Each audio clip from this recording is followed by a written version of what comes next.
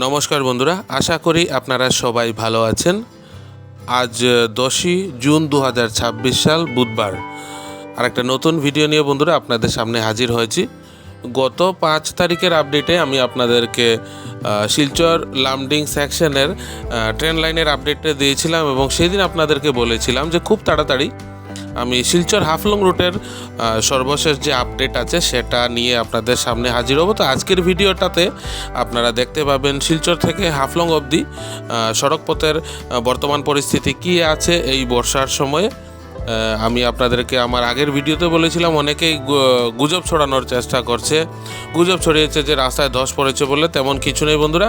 তো আজকের ভিডিওটা আপনারা না টেনে দেখুন, পুরো ভিডিওটা দেখুন, আপনারা নিজেরাই দেখতে পাবেন বর্তমানে শিলচর হাফলং রুটের NH-27 জাতীয় সড়কের বর্তমান পরিস্থিতি কী আছে বন্ধুরা।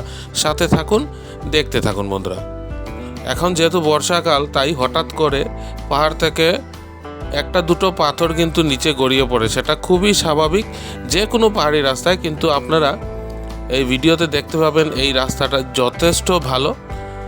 শিলচর হাফলং 27 নম্বর জাতীয় সড়কের আপডেট আপনারা দেখতে পাচ্ছেন। বৃষ্টির মরশুম, বৃষ্টি হয়েছে, কিন্তু আপনারা যদি এই রুট ধরে শিলচর তথা বরাক উপত্যকার যে কোনো স্থান থেকে গুয়াহাটি যেতে চান তাহলে এই রাস্তাটা 100 কিলোমিটারের মতো বেশি হবে, কিন্তু আপনারা অপেক্ষাকৃতভাবে অনেক কম সময়ে কিন্তু গুয়াহাটি পৌঁছে যেতে পারবেন। সেই ধরুন শিলচর সদরঘাট থেকে মোটামুটি গুয়াহাটি খানাপাড়া অবধি আপনারা 7 ঘন্টার ভেতরে, মাত্র 7 ঘন্টার ভিতরে পৌঁছে যেতে পারবেন। আমরা পৌঁছে গেছিলাম বন্ধুরা। কিন্তু শিলচর শিলং রুটে রাস্তা 100 কিলোমিটার কম হলেও কিন্তু প্রচুর সময় লাগছে, 10 থেকে 12 ঘন্টা।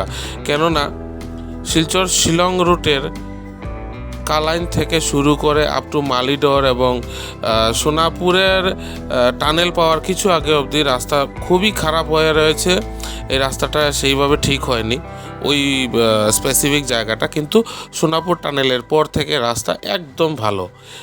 কিন্তু শিলচর শিলং রুট কিন্তু আপনারা পুরোটাই সিঙ্গেল লেন পাবেন অ্যাজ কম্পেয়ার টু এই রাস্তাটা NH-27 শিলচর হাফলং রুট আপনারা পুরোটাই কিন্তু ডাবল লেন পাবেন।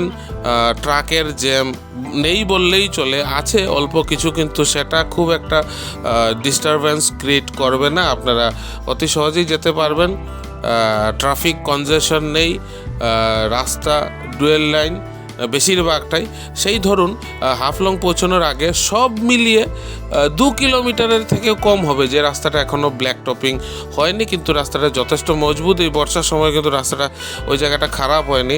আমি চেষ্টা করব দেখাতে আপনাদেরকে। তো আপনারা সহজেই এই ভিডিওটা দেখলে বুঝতে পারবেন বর্তমানে কিন্তু শিলচর হাফলং 27 নম্বর জাতীয় সড়ক যথেষ্ট পরিমাণ নিরাপদ। আপনারা চাইলে এই রাস্তা ধরে যেতে পারেন।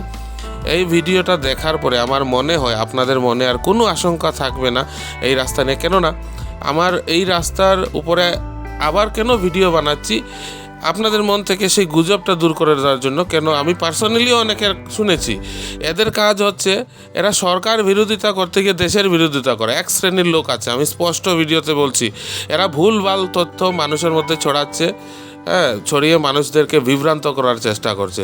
তো এদের কথায় কান দেবেন না বন্ধুরা, গুজব ছড়াবেন না, গুজবে কান দেবেন না। যারা গুজব ছড়ায় তাদেরকে একদম প্রশ্রয় দেবেন না। পাহাড়ি রাস্তায় অল্প কিছু পাথর পড়তেই পারে, সেটা খুবই স্বাভাবিক, কিন্তু রাস্তায় দায়িত্বে যারা আছে BRO ওনারা কিন্তু খুবই তৎপরতার সাথে রাস্তা পরিষ্কার করে দিচ্ছেন এবং যে জায়গাগুলো ধসপ্রবণ এলাকা ছিল সেগুলোতে কিন্তু গার্ডওয়াল করে পাহাড়টা অনেকটাই কেটে দেওয়া হয়েছে। বৈজ্ঞানিক পদ্ধতিতে যথেষ্ট সায়েন্টিফিক্যালি কাজ করা হয়েছে, যাতে উপর থেকে পাথর নেমে আসলেও গার্ডওয়ালের ভেতরে কিন্তু এই মাটিগুলো আটকে যাবে। তো আপনারা নিরাপদে ট্রাভেল করতে পারবেন। কিন্তু আমি সাজেস্ট করব আপনাদেরকে একটা কথা, যদি আপনারা এই বর্ষার মরশুমে সড়ক পথে ট্রাভেল করেন তাহলে দিনের বেলা ট্রাভেল করুন, রাত্রির বেলা অ্যাভয়েড করুন। কিন্তু কেননা এমনিতেই পাহাড়ে রাত্রিরে গাড়ি বা বাইক চালানো ঠিক ততটা নিরাপদ নয়, কেননা আপনারা অনেক জিনিস দেখতে পাবেন না।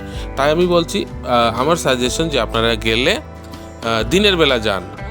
অতি অবশ্যই আপনারা চাইলে শিলচর হাফলং রুট ধরে যেতে পারেন বন্ধুরা। আপনারা ভিডিওতে দেখতেই পারছেন রাস্তার বর্তমান পরিস্থিতি সত্যি ভালো কাজ হয়েছে এবং খুব তাড়াতাড়ি সূত্র মতে যেটা জানা গেছে হয়তো আগামী অক্টোবর থেকে নভেম্বর মাসের মধ্যে যে স্পেসিফিক কিছু জায়গা আছে যেখানে শুধু এক সাইডের রাস্তাটা খোলা হয়েছে, ডুয়েল লেনটা খোলা হয়নি, সেটার কাজ চলছে এবং সেটাও খুলে দেওয়া হবে বন্ধুরা।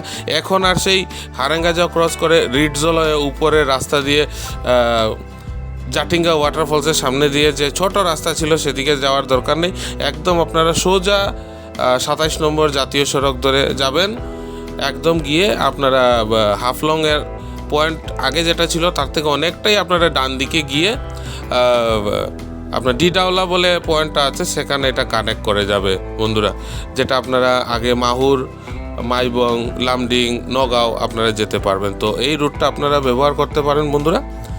তো আমার এই আপডেটটাই আজকে আপনাদেরকে দেওয়ার ছিল। আশা করি আজকের ভিডিওটা আপনাদের ভালো লাগবে।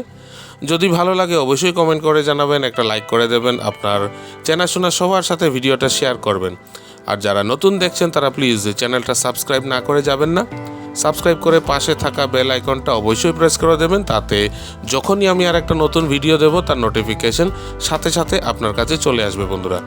খুব তাড়াতাড়ি আরও কিছু নতুন আপডেট নিয়ে আর একটা নতুন ভিডিওতে আপনাদের সামনে হাজির হব। আপনারা অবশ্যই কমেন্ট করে জানাবেন যে আপনারা আগামী ভিডিও কোন বিষয়ের উপরে দেখতে চাইছেন। আপনাদের মতামতের উপর ভিত্তি করে আমি আমার আগামী ভিডিও তৈরি করব বন্ধুরা। তো ততক্ষণ সবাই ভালো থাকবেন, সুস্থ থাকবেন, পাশে থাকার জন্য অনেক অনেক ধন্যবাদ।